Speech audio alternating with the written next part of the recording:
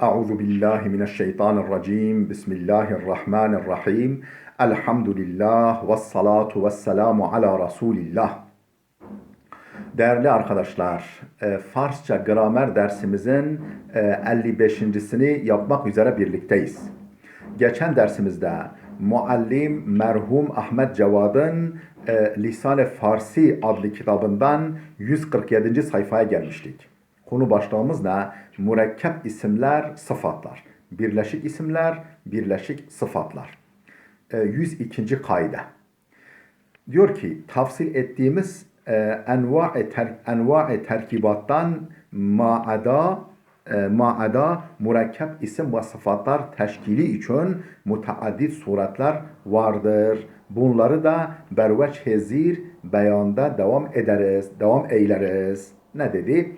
Diyor ki, tafsil ettiğimiz, yani daha önce detaylarını verdiğimiz enva-i terkibattan, terkip türlerinden, yani birleşik isimler, sıfatlar türlerinden maada, bunların dışında daha önce detaylı bir şekilde anlattığımız terkip türlerinin dışında mürekkep isim ve sıfatlar teşkili için, birleşik isim ve sıfatların oluşturulması için müteaddit suretler vardır. Çok birden fazla biçimleri var, yolları var bunları oluşturmanın. Bunları da berveç hezir, bunları da aşağıdaki şekilde beyana devam eyleriz. Aşağıdaki şekilde açıklamaya devam ederiz diyor. Devam edeceğiz. Efendim o 5 tane madde vermişti. Şimdi burada 6.sını veriyor. Yani böldü bu mürekkep isim ve sıfatları. Burada 6. maddeyi veriyor. Diyor ki iki isimden mürekkep isimler. İki isimden meydana gelen tek isim var Farsçada. Bu tür isimler var. İki isimden meydana geliyor. Bunlar ne gibi? Mesela pendname. Pendname, nasihat veren kitap veya mektup. Pend, nasihat demek. Pendname, kitap adı da var pendname. Nasihat veren kitap veya mektup.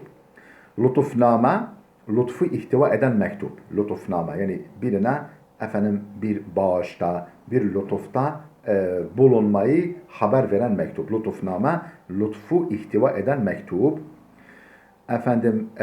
Çaştegah, kahvaltı kahvaltı zamanı. Çaştegah kahvaltı zamanı. Efendim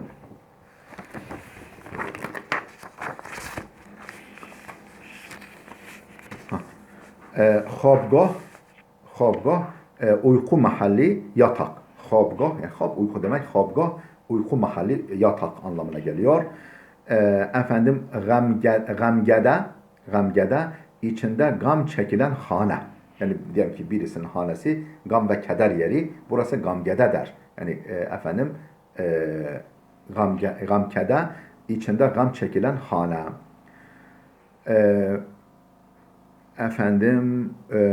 Gülberk, gül demek. Berk de yaprak demek.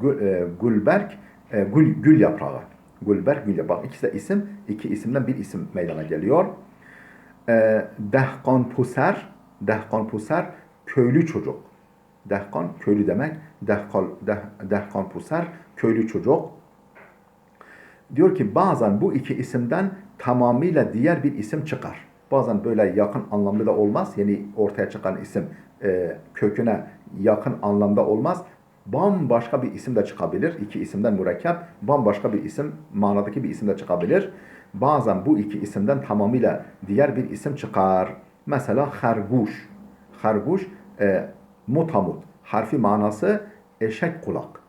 Harguş normalde eşek demek. Kulak da guş da kulak demek. Harguş eşek kulak demek ama tavşan. Yani harguş eşek kulak yani tavşan. Bakınız bambaşka bir anlama geldiği. Abnukra veya simap.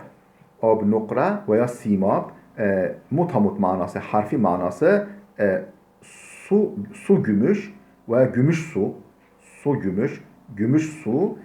Peki cive. Civeymiş. Civenin ne olduğunu ben de bilmiyorum doğrusu. Cive. Yani ikisi cive anlamına geliyormuş. ceyve, cive neyse. Efendim zerab, zerab, zerab aynı manası, yani tıpatıp manası altın su. Zerab, altın su. Halbuki şarap anlamına geliyormuş. Altın su şarap anlamına geliyor. Şuturmurh, şuturmurh, deve kuşu, şuturmurh, efendim deve kuşu, şuturmurh. Şutur, deve, murh da kuş, deve kuşu, yani bambaşka, deve kuş değil de bambaşka bir hayvan, bir canlı çıkıyor ortaya. Şirmert, şirmert, efendim kahraman, kahraman, baba yiğit. Şirmert. Arslan adam, şiir mert. Yani arslan adam. Ne anlama geliyormuş? Kahraman, baba yiğit. Yani biraz mana değişiyor. Şuturgav pelenk, zürafa. Şuturgav pelenk, bu da efendim şutur deve demek. Efendim gav öküz demek. Pelenk de kaplan demek. Yani bunlar üç ismin birleşmesinden zürafa adı çıkıyor. 7. madde, iki isimden mürekkep sıfatlar, iki isimden meydana gelen sıfatlar. Vasfe terkipleri, vasıf terkipleri tesmiye olunan bu terkipler izafetin maklubundan ibarettir. Ne dedi? Vasıf terkipleri, sıfat terkipleri tesmiye olunan, adlandırılan bu terkipler, bu birleşik sıfatlar izafet-i maklubeden ibarettir. Ters çevrilmiş izafet, ters çevrilmiş isim tamlamasından ibarettir. Her iki kelimenin nihayeti sukun üzeredir. Her iki kelimenin sonu da cezimlidir. Ahu çeşm, ahu çeşm, çeşmi ahuden maklub. Çeşmi ahu, ceylanın gözü. Ahu çeşm, onun işte ters çevrilmiş şekli ahu çeşmdir. Gözün anlamı ne? Ahu gözlü. Bakınız sıfat oluşturuldu. Ahu gözlü insan, ahu gözlü kadın mesela. Peri peyker, peykere periden maklub. Peykere periden dönüştürme, peri suretli. Peri suretli, peri görünümlü. Efendim pilzur, fil kuvvetli. Pilzur, efendim zure pil, fil kuvvetli. Yani o da işte vasfın maklubundan meydana gelmiş. Serukamet, servi boylu. Serukamet, servi boylu. Şirdil, arslan yürekli. Şir, arslan, dil de yürek. Şirdil, arslan yürekli.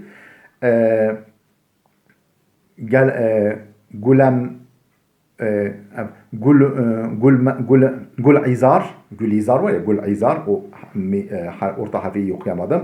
Gülizar, gül yanaklı. Gül demek, izar da yanak demek. Gülizar, gül yanaklı. Gendum gun, buğday renkli, buğday tenli. Gendum, buğday demek. Gun da renk demek. Gendum gun, buğday renkli.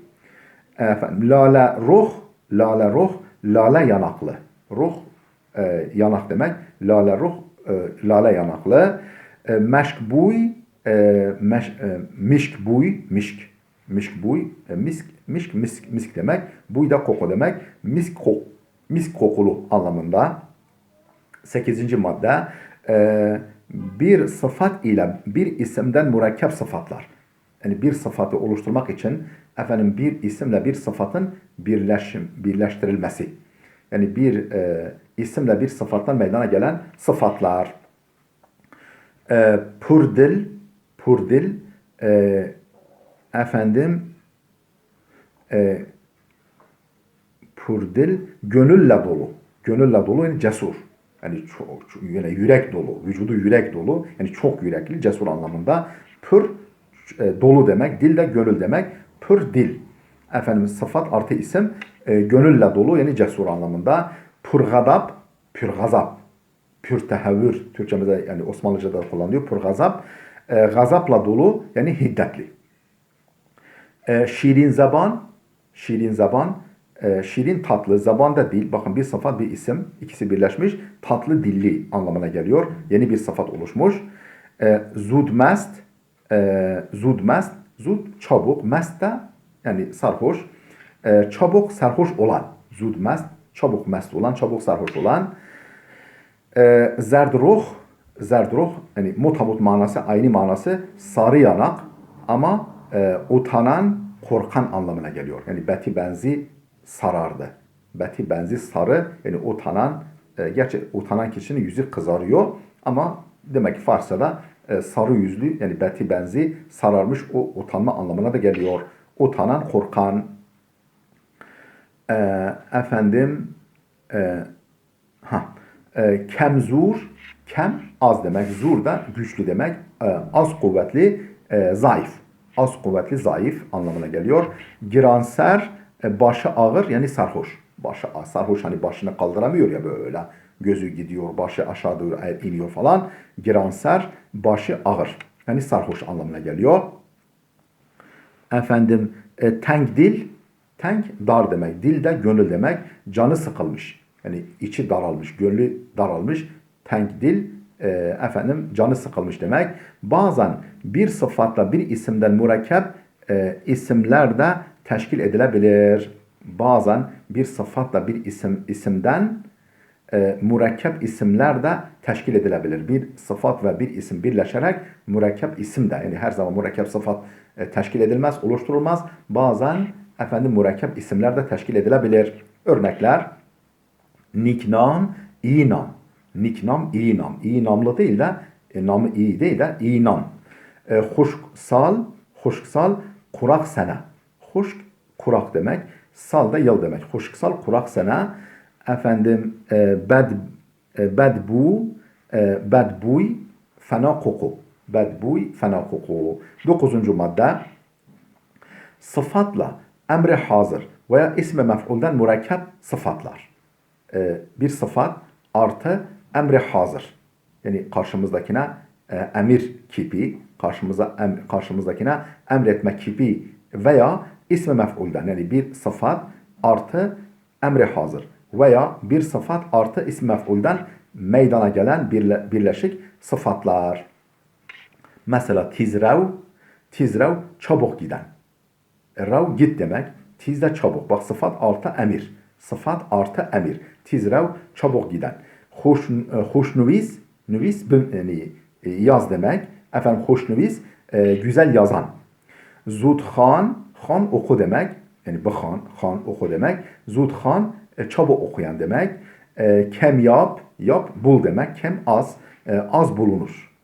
Efendim tu amuz, nev amuz, nev amuz yeni öğrenen tecrübesiz. Amuz öğren demek. Nev yeni demek. Nev amuz yani bakınız efendim sıfat artı emri hazır efendim yeni öğrenen tecrübesi demek.